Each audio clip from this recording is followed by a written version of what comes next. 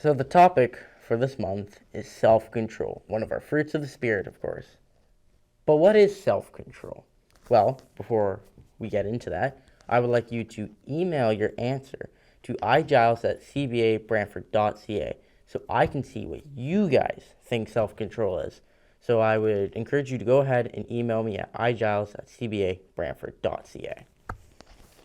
So now that hopefully you've emailed me, it's time to look at what self-control actually is. If you were to go into a dictionary or on Google, your computer, whatever it is, and look up definition of self-control, you would probably see something that looks similar to this. The ability to control oneself's emotions, actions, anything else that includes moving around or speaking or anything like that. Behavior, and it says mainly in difficult situations, which is definitely true. This is what I would say. It's basically a perfect definition of self-control. It gives us everything we need to know about controlling ourselves. But that is a worldly opinion. For Christians, it's a little bit different. So, as Christians, we need to be adding what is called God control on top of that. Well, what is God control? God control is allowing God to have ruling power over our lives. And that is the self-control definition still applies to Christians, but we need to be adding that on top. And you might then ask, well, how do they go together? Are they two different things? They work in unison because as Christians, God control and self-control come together when you ask God to help you. You allow him into your life, and he will help you as long as you ask him and you listen to him. If you don't listen to him, you can't do what he says, of course. So that is how those two tie together. And if we're still not quite sure about self-control and how it all works, we're going to go into the Bible and look at some men who did and didn't exercise self-control. The first man that we're going to look into is Moses. Hopefully you guys all know who Moses is, but if you don't, he was the man who led the Israelites all out of captivity in Egypt and then continued to lead them towards the promised land until he sadly died. So, in this particular point in time, Moses is just leading the Israelites through the desert towards the promised land. The Israelites are complaining and everything else because they're thirsty and they want stuff. So God tells Moses to speak to a rock and then water will come from it. Out of frustration and anger, Moses does not use any self-control whatsoever, and he strikes the rock with his staff. He just hits it. So water still came from the rock, but there was a punishment for Moses. God told Moses that he would not enter the promised land as his punishment for not using self-control and not doing what God asked him to do. If you are wanting to read this true story, I would encourage you to go to Numbers chapter 20, verse 2 to 13, and I really encourage you to read it. It's a really good story. And if we are to look to another person who this time did exercise self-control, we can look to David. David has had many situations where he has and hasn't exercised self-control. He is a great man to look up to and see from his faults, his failures, or his improvements, or whatever else it is. But I just want to focus on one point about his life right now. So at one point, King Saul was trying to kill David. So David was hiding from him, and he was hiding in a cave. Saul, not being aware, went into the cave by himself with his back turned to where David was hiding. David had the perfect chance to just kill Saul. If he would have killed Saul, he would have ended his problems. He would have been safe. He could have been happy. He could have gone back to what life was before. But he didn't. He didn't even touch Saul. He didn't harm Saul. He didn't kill Saul. He didn't do anything to Saul. And he just let Saul leave. Which is amazing that he did that. I feel like that'd be really hard for me, and I bet you that'd be hard for you guys if you were stuck in a situation where someone was trying to hurt you, and you had the perfect opportunity to get them back. But instead, you didn't. That would be very hard to do. And David definitely did that in this situation and listened to what he was supposed to do. And if you are wanting to read this, I would really encourage that you do, because David is a very amazing man to look into. You can go to 1 Samuel chapter 24 for this. So let's look at some things in our lives now that we can apply self-control to, or that we have to deal with. So firstly is siblings. That's a very good one to start with. A lot of us have siblings. Some of you might be an only child, and then I guess you could maybe use friends or something like that as an example.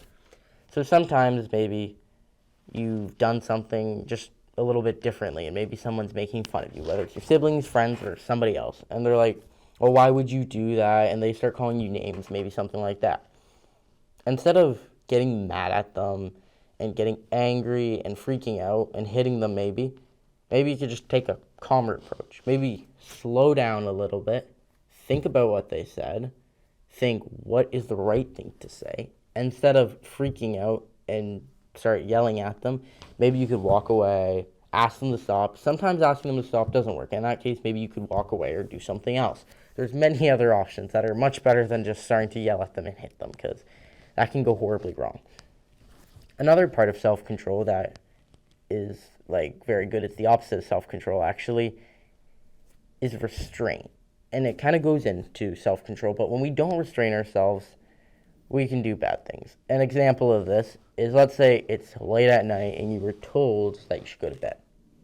And let's say it's midnight and you're not quite asleep yet, and you're like, oh, I can just stay up for a little bit, or just play on my phone or play on my computer. It doesn't really matter. I'm telling you, that's a bad idea. You need to be using self-control and controlling yourself from doing that.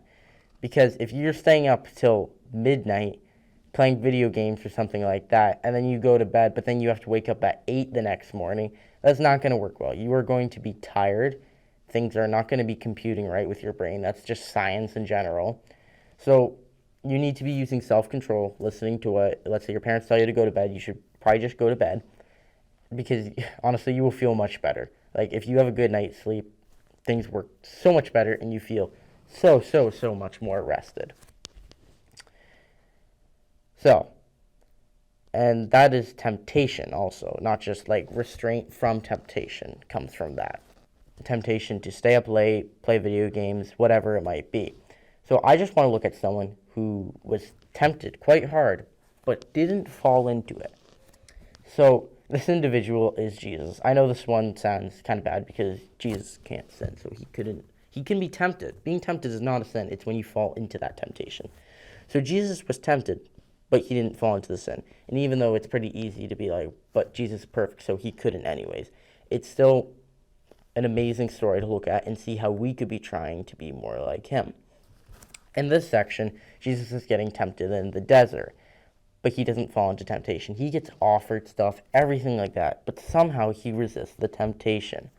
And so I would encourage you, I'm not going to read this because I don't have time right now, but I would encourage you to go to Matthew chapter 4, verse 1 to 11. It is an amazing thing to read, and it really puts some stuff in perspective, in my life at least. So now that we've looked at some examples, why don't we go and look at some Bible verses that talk about self-control? So firstly, I will ask that you flip to Galatians chapter 5, verse 22 to 23. But the fruit of the Spirit is love, joy, peace, patience, kindness, goodness, faithfulness, gentleness, self-control. Against such things there is no law. So in that section, it's not just about self-control. It lists all the other fruit of the spirits that we've done.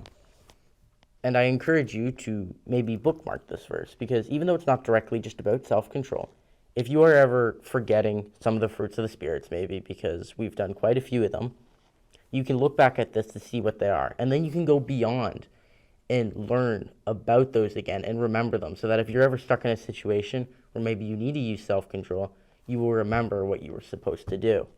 After reading the Galatians verse, we are now going to go to Romans chapter 12, verse 1.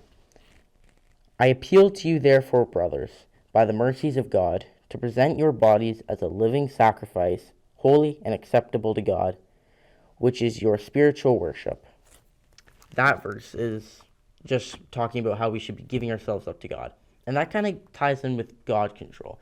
If we want God to be in control of our lives and help us not fall into temptation and other things, we need to be giving our lives to him wholly. And that also goes into other things like accepting Christ into our lives, but it kind of hits home with self-control as well and tying it in with God control. So the last verse I'm going to read for you today is actually two. It is in James chapter 1, verse 19 and 20. Know this, my beloved brothers, let every person be quick to hear, slow to speak, slow to anger.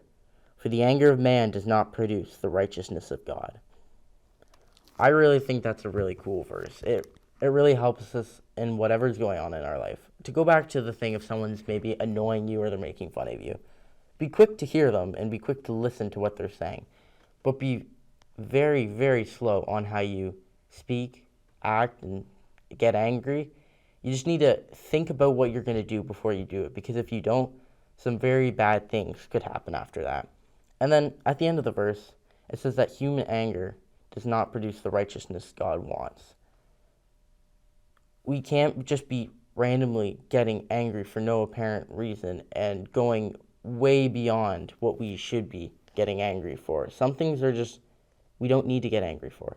And getting angry is okay. And Jesus actually did get angry in the Bible, but there's a limit and there's a time and place to get angry. And it can be really hard and it can be really wrong when you go overboard, and you can really hurt some people, and you will receive a consequence for it somehow, some way. I guarantee it. And when you do get angry, it doesn't give what God wants. It doesn't produce any righteousness. Nothing good comes out of getting angry for no apparent reason or doing something that is terrible. And it's not what God wants. And so we cannot be doing it. We need to be restraining, controlling ourselves from doing it, and asking God to help us not to do that kind of stuff. So that was the Bible lesson for today. I hope you guys enjoyed it. I tried my best to get it clearly across to you guys so that you might be able to understand it and apply it to your lives. I want to thank you very much for Adam for recording this, and to the teachers and principals for allowing me to go through with this. Also, if you have any questions about any of this, because sometimes it can be a little bit confusing, or maybe even when you're reading through some of the passages I gave you, like Matthew chapter 4, verses 1 to 11, Numbers chapter 20, verses 2 to 13, and 1 Samuel chapter 24. If you have any questions about those, you can email me again at igiles@cba.brantford.ca, and I'll be happy to try to answer any of your questions. So thank you very much for watching and listening to this. Stay safe. God bless.